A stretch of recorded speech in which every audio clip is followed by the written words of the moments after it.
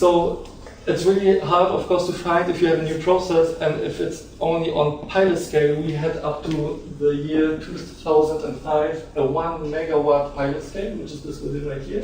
If you stand in front of this building, it's a huge pilot plant. So it's really finding too hard, maybe investors or project development guys who are willing to invest into a very, very long business development process without seeing this plant.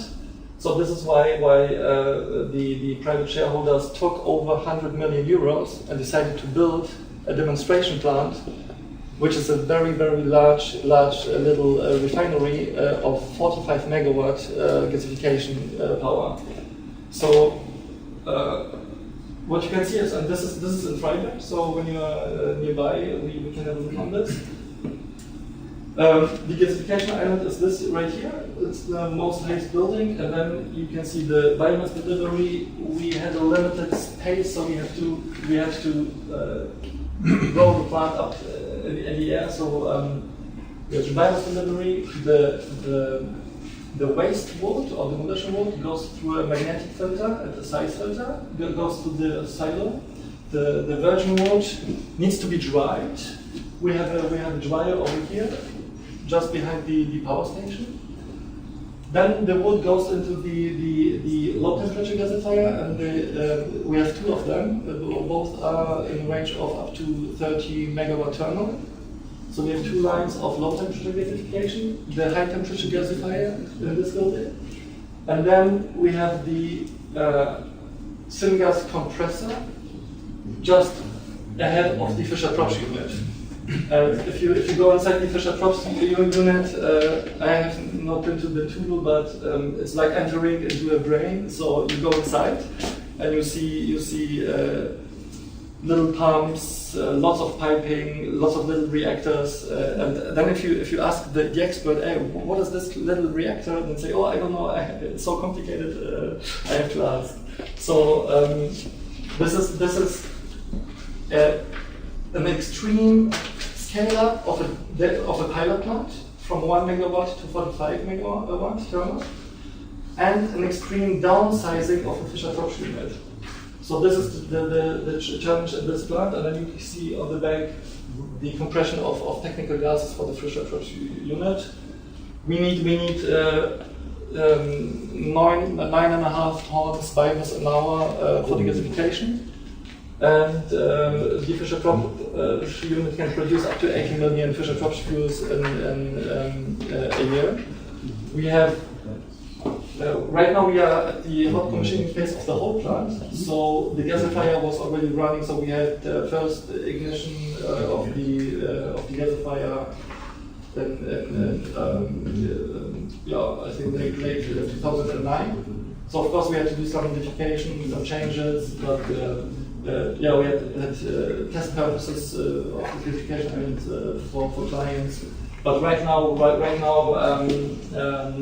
we are ready to commission the whole plant. So I hope you will get some maybe information maybe at the end of this year or the beginning of next year when we are successfully producing Fischer-Tropsch fuels.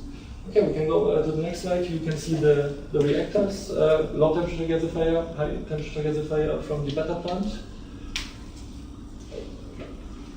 Okay, we can go on to the next slide. Yeah, and this is we have two pictures. One picture is very complicated, and I'm not a chemistry expert. I'm an engineer, an industrial engineer. So we have a very complicated picture. You see lots of chemical products, but this is a more simple one. So basically, we are providing the biomass gasification technology. You can use green biomass solids for gasification. We need, in comparison to other gasification processes where you have lots of tars and not a very clean syngas, we just need to do some simple gas cleaning, and then you can go to any synthesis you want to. You have an off-taker, you have a market, you have a customer who's willing to pay for a bio product, and basically you can produce all products where you have carbons and hydrogen. We have decided to produce Fischer-Tropsch fuels in Germany. We have methanol project, so very, very extreme brownfield project, where there is an existing methanol plant, and we only have to supply the gasification island, and everything's already there. We have very, very interesting concepts for biohydrogen as a supplement to the refinery. Just what you can do is with your fuels, you can blend at the end, or you can do cold processing of green hydrogen just in front of just ahead of your hydro cracker. Then we can go to the next slide. And here you can see the difference, or you can see two things. You can see the two products we have. We have the 45 megawatt gasifier and the beta plant. For larger projects, 160 megawatt gasifier. This needs up to 10 tons an hour of biomass. This one up to, so the factor is 3.5, so around 33 tons, bone dry tons an hour. And then here you can see the difference between the pressure. Operating on 5 bar and operating on 40 bar, which is the cold gasifier. So just to heighten up the pressure gives you the opportunity to build the reactor quite smaller. But the question is, why can't we do this here? So if you have tried to in a continuous process to pressurize solids, it's not so easy. So you have to have log hoppers and pressurize it. This is a compromise with our research work, that the 5 bar, it's still the effort to pressurize it fits your size of the reactor. Okay, we can go to the next slide. Maybe I can provide you this slide. Here you can see some basic flow data for the 160 megawatt gasifier operating at 5 bar. So this is the slide after the slash. 33 bone dry tons an hour, roughly 250,000 of biomass, and then at the end you have 40,000 non-cubic meters of swing gas. You can go on to the next slide. And yeah, so biofuels is a real topic in Germany. Every time you read the daily paper, you hear about the E10 disaster, the food competition of first generation biofuels. So there are many experts in this world, and but just to give you some pictures. So maybe in a couple of years, I don't know, 10, 20, 30, we have to get rid of the oil. Everybody knows this. Everybody is talking about this. You have the first generation biofuels. If you compare the yields per acre of energy wood plantation and producing of bio BTL fuels with our process, if you compare the yield with rapeseeds, so you have a yield difference of a factor of over 3. Yeah. So then yeah, of course the CO2 discussion, and then very important the food competition. Yeah. So if you have the opportunity to plantate energy wood on land, which is not good enough for food plantation, then you can do energy crops. Or if you are in the lucky situation that you have lots of waste woods in your forest, you can just pull them out of the forest, gasify them. So then you do not need any land. So the question is, we have to think, where is the biomass opportunity? Where's the off-taker? And I'll show you the last slide, and then we can maybe enter the discussion. BTL, roughly 1/5 of the biomass input is essentially fuel. You can just skip the slides, maybe. Yeah, everybody's talking about the advantages of BTL fuels. If you read about BTL fuels, it's a completely, extremely pure fuel.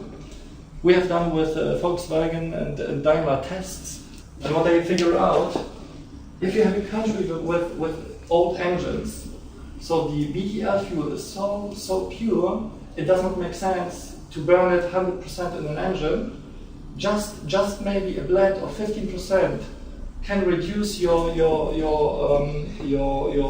NOx emissions, and you can improve the performance of your engine, old engines, just with a very low landing.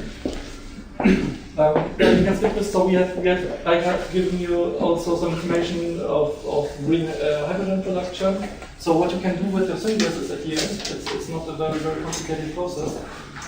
You still have CO in your syngas, and then what you do is a shift. So you enter steam, and then you produce CO2, and then you can wrap the hydrogen from your steam into the hydrogen. So you can maximize your hydrogen. Methanol, so you can just go on. Okay, so this is a slide. Where are we active? So we go where the biomass is. Of course, we have in North America biofuel markets, and the biomass opportunity is South America, the Bahamas. We have projects or some business development in Malaysia. So you have the anti-food branches, waste wood opportunities. Of course, in Europe, and then this is China. But the question is how big or how new and how large maybe the potential in Russia. So you do not have the biofuels market as we would like to wish you would have, but we are ready to discuss very maybe creative concepts. So you could export your biochemicals or fisher fuels to Europe. So you will find lots of off-taker if you produce them here in Russia. Okay, we can go to the next slide. So this is I think my last slide. So how do we work in our business development process? And this gives you a picture. So we have to go there where the biomass is in large quantities to a reasonable price. And if you compare prices, so in mid-Europe it's roughly over 100 euros a ton. In US it's a little bit lower. It's up to 70 US dollars a ton, for dry ton for wood. So we have to go where the biomass is there, and it can be bought to a reasonable price. We have to get the off-taker who is interested in a synthesis-based chemical product or the synthesis gas. And then if you have both parts, all the other people will come, and this is our experience, and then you can develop a biomass gasification process, project, and so on. So I think this is the last slide. So we can provide information and engineering services, and we are ready to develop all the projects you maybe are interested in. So I'm very glad to be here and willing to answer all the questions. So maybe I can end my presentation with the last question. Who of you is maybe now an expert of biomass gasification? And maybe I will see some more hands, and if not, I'm very happy to answer all the questions. Okay.